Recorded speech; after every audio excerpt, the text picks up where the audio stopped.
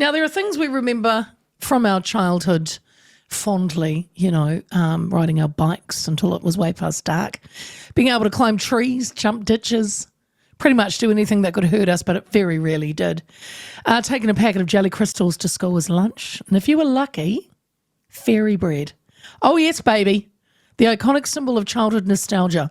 Every Kiwi and Australian kid of a certain age knows the joy of fairy bread, although I do think it's around now. Soft white bread slathered in butter and topped with rainbows of hundreds and thousands. In fact, it was National Fairy Bread Day on Sunday in Australia. Kids across the big continent surely indulged. But wait! Experts are now warning there's an almighty dark side to our beloved snack. No, I say. High-profile advocates and parents are campaigning for the removal of artificial dyes from lots of foods, but hundreds and thousands of sprinkles are in their sights, linking them to health risks.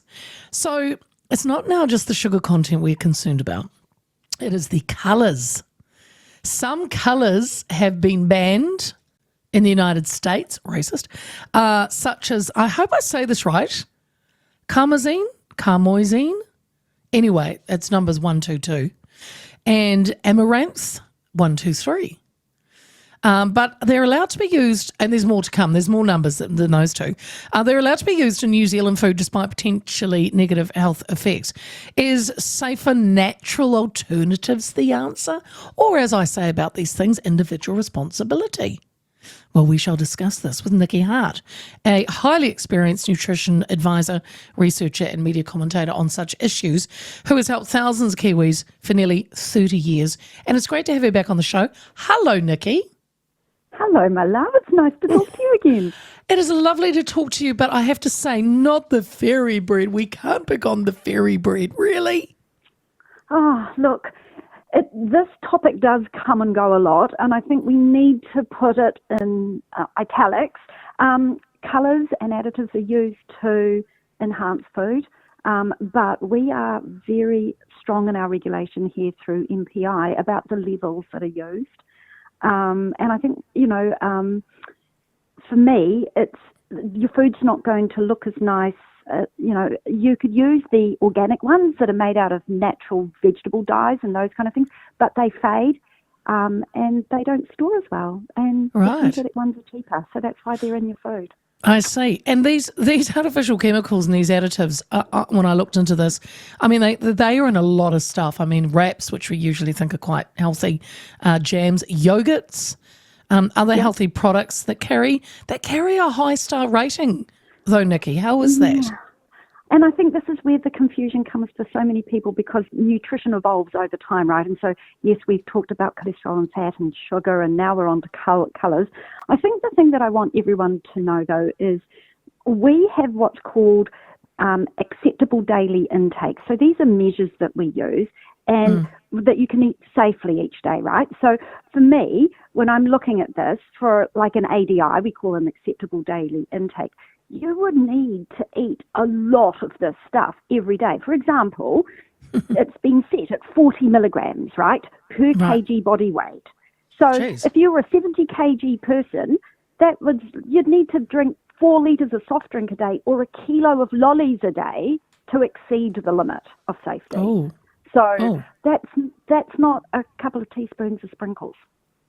So I'm picking up here, Nikki, you're okay with a couple of sprinkles now and then? Yeah, because I don't know if you should be having them every day. And as a font of all knowledge when it comes to nutrition, I believe that it's a treat thing, right?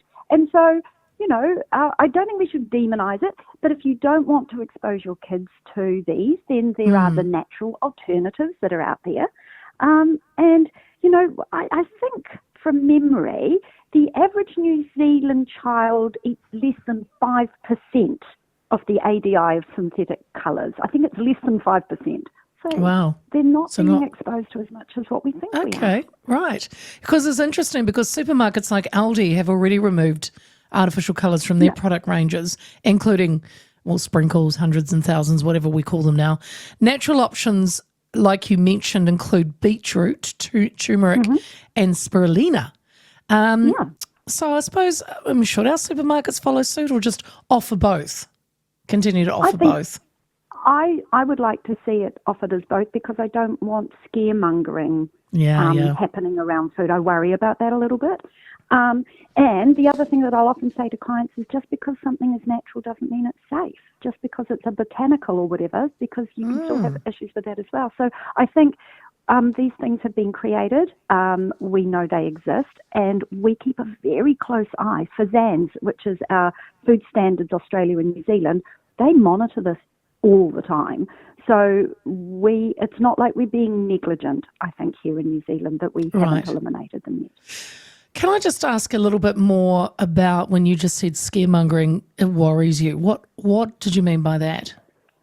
Well, I think, we don't all have access to organic, homegrown food, and we have to be really mindful that we've got to keep food affordable for people. So I'm not saying that sprinkles are an affordable food, but we've got to be mindful that, people stop enjoying food or believe that they can't afford the healthier version, so therefore don't have it at all. And I think, for example, if I was going to make fairy bread, I'd probably use high fibre white so that I can hide fibre in the bread for starters.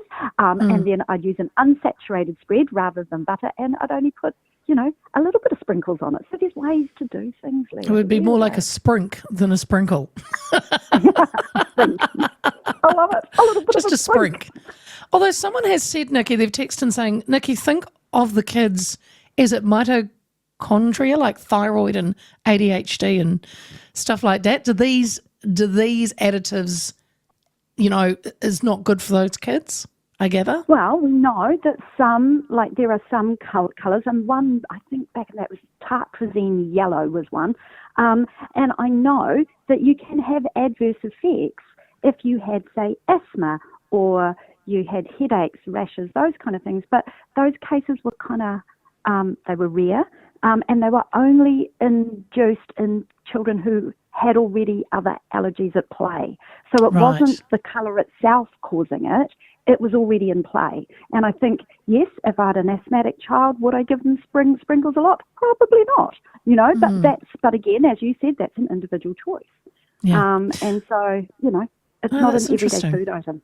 Yeah. So, yeah. Nikki, do you, I know that you've done this, quite some time, but do you deal with, adults, do you work with children as well? Do you do nutrition for children? Yeah, absolutely. I've got lots of sporty kids who see me, which I love looking, ensuring that they don't get a thing called low energy availability, which leads to, disturbed menstrual function in young women if they're not eating enough and playing too much sport. So we talk about that and making sure that food is a positive thing, not a negative thing. And I think that's really important around body image and distortion and stuff. And now, Nikki, having said all of that, I just want to talk about obesity. It's now the leading risk factor for death and disability, apparently, in the country, ahead of smoking. Now, a new report that dropped only a couple of days ago says policies have been focused on individual responsibility and is failing, and we need to tackle it head on. So can I get your response to a couple of their findings and suggestions? So one of the first thing that came out of this report was it would require cracking down on junk food advertising. Do you agree? Yeah, I think marketing is a very big part to play in this.